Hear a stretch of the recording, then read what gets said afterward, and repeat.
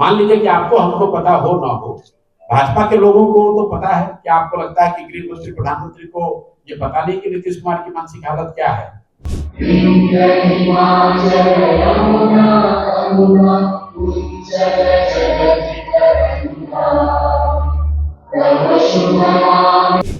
मुझे तो ऐसी कोई जानकारी नहीं है। पत्रकार बंधु लोग, आप लोग स्वतंत्र हैं इस तरह का स्पेकुलेशन करने के लिए। मेरा अपना एक जीवन में तरीका है काम करने का। जो व्यक्ति राजनीति में नहीं है उस पर मैं टीका टिप्पणी नहीं करता। विपक्ष के साथ साथ प्रशांत किशोर ने नीतीश कुमार के राष्ट्रगान के अपमान करने पर नीतीश कुमार को जमकर सुनाया है। जन स्वराज पार्टी के नेता प्रशांत किशोर ने कहा कि नीतीश कुमार की मानसिक स्थिति खराब है। जिस तरह से किसी भी सरकारी परीक्षा में मेडिकल टेस्ट लिया जाता है, ठीक उसी प्रकार से मुख्यमंत्री को भी मेडिकल परीक्षा देनी चाहिए। नीतीश कुमार के बेटे निशांत के राजनीति में एंट्री को लेकर प्रशांत किशोर ने कहा कि जो राजनीति में सक्रिय नहीं है उसके बारे में वो टिप्पणी नहीं करना चाहते। साथ ही प्रशांत किशोर ने लालू परिवार के बच्चों को भी घेरते हुए अपना बयान दिया है। हम लोगों ने उठाना शुरू नहीं किया है। आपने ठीक कहा कि सवाल तो 2-2.5 साल से उठ रहे हैं, क्योंकि सार्वजनिक जीवन में अगर आपका आचार विचार व्यवहार ऐसा परिलक्षित हो कि आप स्वस्थ नहीं हैं, तो आप जनता और मीडिया की नजर से बात को छुपेगी नहीं। सबसे पहले नीतीश जी के मानसिक हालात पर टिप्पणी उन्हीं के सहयोगी स्वर्गीय सुशील कुमार मोदी जी ने उठाई। विधानसभा सत्र में के दौरान विधानसभा के सामने खड़े होकर 2023 नवंबर में सुशील कुमार मोदी जी ने कहा कि लगता है कि नीतीश कुमार जी को कोई गंभीर मानसिक बीमारी हो गई है। उसके बाद कई बड़े नेता ये सवाल उठाते रहे। पिछले 2 महीने में मैंने भी या जन स्वराज ने भी इस बात को उठाया है, इसलिए कि बीपीएससी के आंदोलन के दौरान जो सरकार के विभिन्न नेता या अधिकारी जो हम लोग के संपर्क में रहे, उन लोगों की बातचीत से ऐसा लगा कि नीतीश कुमार जी मानसिक तौर पर इस स्थिति में नहीं है कि वो विषयों का संज्ञान लेकर उस पर निर्णय ले सके। तो हम लोगों ने भी मांग रखी कि भाई नीतीश जी इतने बड़े राज्य के मुख्यमंत्री हैं, आप अगर सिपाही के तौर पर भी बहाल होते हैं तो आपका मेडिकल जांच होता है। मुख्यमंत्री हैं तो आपको अपने मेडिकल स्थिति के बारे में स्थिति जो है वो स्पष्ट करनी चाहिए। अभी तक सरकार ने उसका तो संज्ञान कुछ लिया नहीं। मैंने तो कैमरे पर भी कहा है कि नीतीश जी शारीरिक तौर पर थक गए हैं, फिजिकली टायर्ड और मेंटली रिटायर्ड है। और रोज की जो घटनाएं हैं आप देखेंगे, जैसे जैसे समय आगे बढ़ेगा, चुनाव आते आते रोज आप देखिएगा, क्योंकि अगर आप व्यक्ति अगर स्वस्थ नहीं है तो उसको कितने देर तक आप छुपा कर रखिएगा।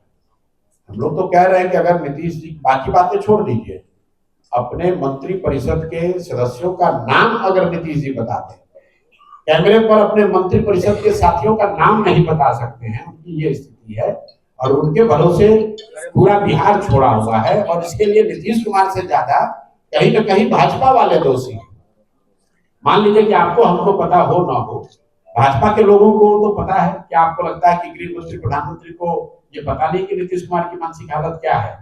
इसके बावजूद सिर्फ वोट के लिए या कुछ सांसदों के समर्थन के लिए पूरे बिहार को उन्होंने एक तरीके से हाशिए पर छोड़ रखा है, और ये चाहते हैं कि किसी तरह नीतीश कुमार का चेहरा आगे रखकर गठबंधन के तौर पर चुनाव जीत जाए। चुनाव जीतने के बाद तो नीतीश कुमार को हटाएंगे ही हटाएंगे। ये तो बिहार का दुर्भाग्य है। नीतीश कुमार ही हो रही है जी, नीतीश कुमार के बेटे की एंट्री हो रही है। मुझे तो ऐसी कोई जानकारी नहीं है। पत्रकार बंधु लोग, आप लोग स्वतंत्र हैं इस तरह का स्पेकुलेशन करने के लिए। मेरा अपना एक जीवन में तरीका है काम करने का। जो व्यक्ति राजनीति में नहीं है उस पर मैं टीका टिप्पणी नहीं करता। लालू जी के भी जो बच्चे या परिवार के सदस्य या किसी अपने नेता के परिवार के सदस्य जो राजनीति में नहीं है, उन पर टीका टिप्पणी करना उचित नहीं है। मैं जहां तक समझता हूं नीतीश जी के लड़के अभी राजनीति में नहीं है। जब राजनीति में आएंगे तब टीका टिप्पणी की जाएगी। कहीं जदयू ने या नीतीश कुमार ने इसकी ना कोई औपचारिक घोषणा की है, ना हम लोगों ने उसको देखा कि कहीं उनको कोई औपचारिक पद दिया गया है। ये तो पत्रकार बंधु लोग खुद से ही चलाते रहते हैं, और आप स्वतंत्र हैं चलाने के लिए, लेकिन हम लोग उस पर कोई टिप्पणी नहीं करना चाहते। जो माहौल जो बनाया जा रहा है निशांत को लेकर, इसको कैसे देख रहे हैं? हमको कुछ नहीं देखना उसमें। जो राजनीति में है ही नहीं उस पर क्या माहौल क्या बनाए? कोई नहीं माहौल। माहौल आपके दिमाग में है। आपने भी बिहार का भ्रमण किया है, अभी कन्हैया कुमार जो है बिहार का भ्रमण कर रहे हैं, पद यात्रा कर रहे हैं, उस पर क्या कुछ कहिए? अच्छी बात है, लोकतंत्र है, सबको भ्रमण करने का, जनता से मिलने का अधिकार है। कांग्रेस 100 साल से ज्यादा पुरानी पार्टी है, तो कांग्रेस के कोई नेता अगर बिहार में घूम रहे हैं या जनसंपर्क कर रहे हैं तो ये तो होना ही चाहिए, ये तो बल्कि ज्यादा होना चाहिए। लेकिन इतना जरूर है कि जब कन्हैया जी घूम रहे हैं तो उनको ये बताना चाहिए कि कांग्रेस पार्टी के 9 नए नवेले मुख्यमंत्री तेलंगाना में रेवंत रेड्डी ने आज से कुछ महीनों पहले जो कहा कि बिहारियों का डीएनए जो है वो मजदूरी करने का है, बिहारी मजदूरी करने के लिए पैदा हुए हैं, तो कन्हैया जी को या कांग्रेस के बड़े नेताओं को ये बताना चाहिए कि उस बयान से कितना सहमत हैं, और अगर सहमत नहीं हैं तो उन पर क्या कार्रवाई की गई है। राहुल गांधी हो या कन्हैया कुमार हो, उनको ये तो बताना ही चाहिए कि अगर तेलंगाना में कांग्रेस का मुख्यमंत्री ये कह रहा है कि बिहार के लोग मजदूरी करने के लिए पैदा हुए हैं, और तब उसी बिहार में वोट मांगने क्यों आ रहे हो? हम लोग तो मजदूरी करने के लिए पैदा हुए हैं, तो हम लोग से वोट मांगने क्यों आ रहे हो? भाई वोट भी यहाँ से लोगे और हम ही लोग को कह रहे हो कि हम लोग के डीएनए में मजदूरी करना है, इस बात का भी जवाब देना चाहिए। बाकी जनसंपर्क वो कर रहे हैं, उसमें कोई दिक्कत नहीं है।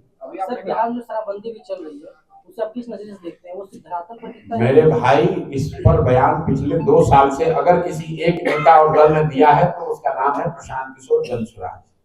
बिहार में शराबबंदी लागू, आप इतने पत्रकार हैं, आप बताइए कहाँ शराबबंदी लागू है? आप लोग रोज पूछ रहे हैं कि शराबबंदी हटा पर क्या निर्णय होगा। भाई शराबबंदी लागू हो तब तो हटाने की बात है, शराबबंदी नहीं लागू है। शराबबंदी के नाम पर शराब की दुकान बंद है, होम डिलीवरी हो रही है। तो जनसुराज का मत है कि अगर जनसुराज की सरकार बनती है तो 1 घंटे के अंदर इस ढकोसला वाले शराबबंदी को हम लोग बंद कर देंगे, हटा देंगे, क्योंकि इससे कोई फायदा नहीं है।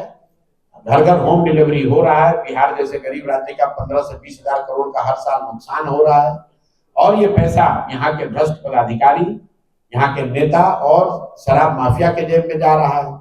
और जिन महिलाओं के, जिन गरीबों के नाम पर शराबबंदी लागू की गई है, आज 1 लाख से ज्यादा लोग जो जेल में बंद हैं शराबबंदी कानून के तहत, वो तो ज्यादातर लोग गरीब, अति पिछड़ा, दलित समाज के लोग हैं, मुस्लिम समाज के लोग हैं। उनकी सुध तो कोई नहीं ले रहा है। जबरदस्ती की बात आप लोग कहे जा रहे हैं शराबबंदी लागू, कहाँ शराबबंदी लागू? तो आपकी सरकार आएगी तो क्या शराब चालू हो जाएगी? बिल्कुल चालू हो जाएगा, डंके की चोट पर 1 घंटे में चालू हो जाएगा। अभी आपने कहा कि बिहार में जिस तरीके से नीतीश कुमार की मानसिक स्थिति है, बीजेपी भी जीतती है तो उनको हटाएगी, तो आप भी मानते हैं क्या कि बीजेपी अगला चुनाव जीत जाएगी? मैंने कहा कि अगर एनडीए की सरकार, अभी नहीं कहा, रोज कह रहे हैं कि नवंबर में बिहार में नया मुख्यमंत्री बनेगा। अब कोई भी बने, नीतीश कुमार नहीं बनेंगे। अगर एनडीए जीत भी जाए तो भी, अगर एनडीए जीत भी जाए तो भी नीतीश कुमार मुख्यमंत्री नहीं बनेंगे। आपका सवाल है कि क्या आप मानते हैं एनडीए जीत जाएगा? हमने कोई